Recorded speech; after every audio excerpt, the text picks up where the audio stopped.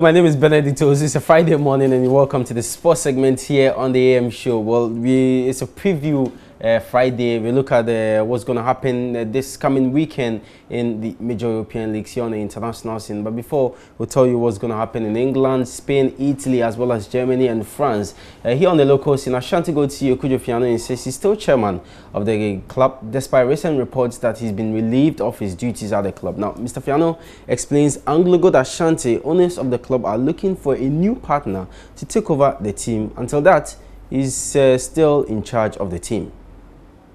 I open my WhatsApp page.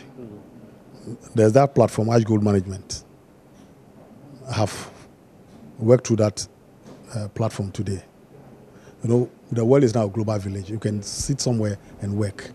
But the story of Ashanti Gold is that there's some cloud of uncertainty in the sense that for over a decade now, the owners of the club, that is Anglo Gold Ashanti, have been searching for a strategic partner to take over the club so that they will concentrate on their core business of gold mining.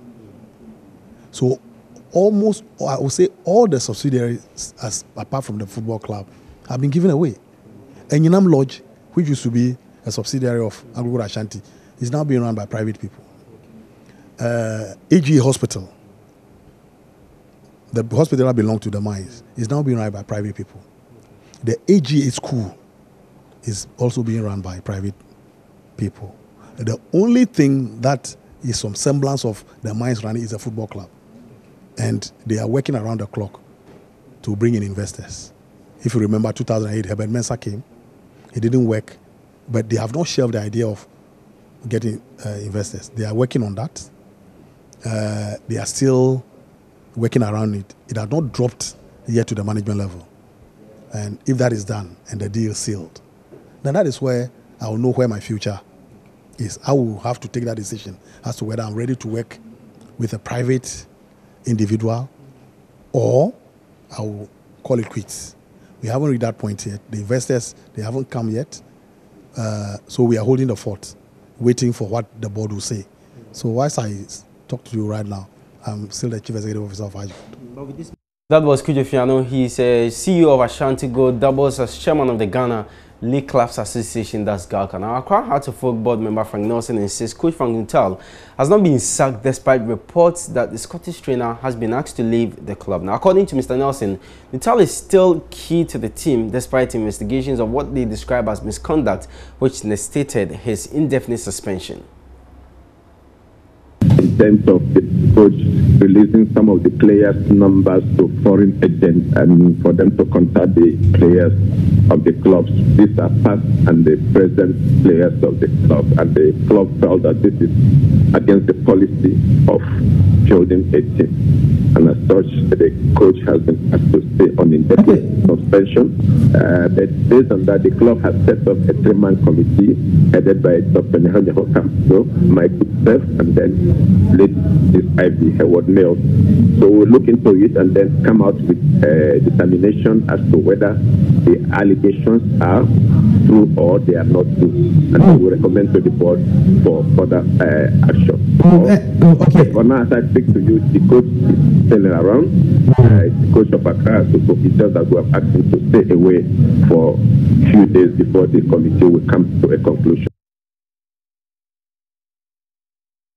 Nelson, a board member of Accra Hearts of Folk. So from football, let's do boxing. And the WBO World Super Bantamweight title is happening in the United States of America, Maryland, April 14. And it's going to be between Isaac Dugbe and Jesse Madaleno. Well, yesterday, the bout was launched at the Kempinski Hotel here in Accra. And Isaac Dugbe, speaking to the media, noted how optimistic he is going into the bout.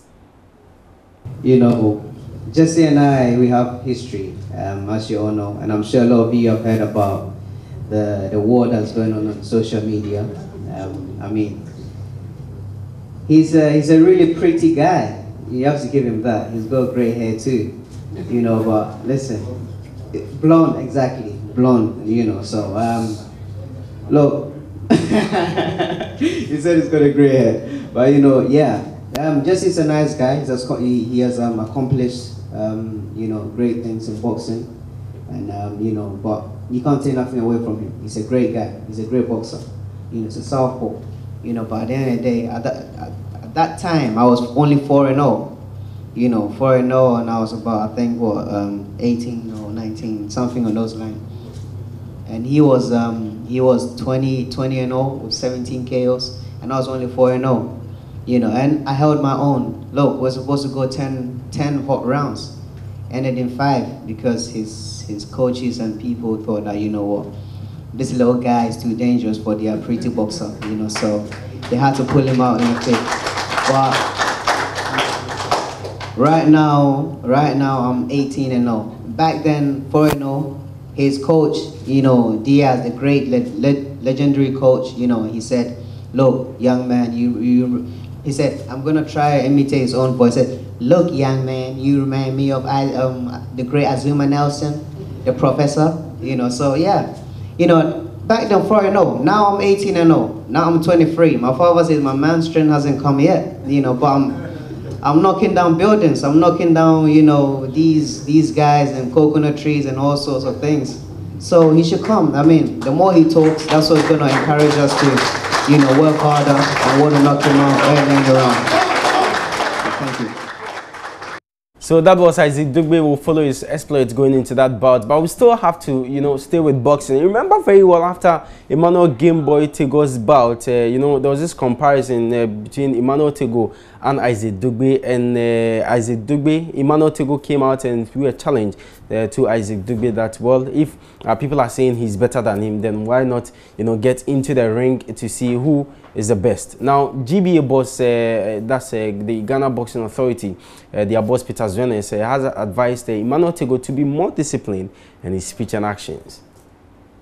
I can say on authority that 2 days before I saw the publication in the papers that the writ had been issued, we had actually summoned Tego and his management to a meeting, the GBA, to show cause why he should not be disciplined for the sort of public aspects he had been making, both before and after his last fight.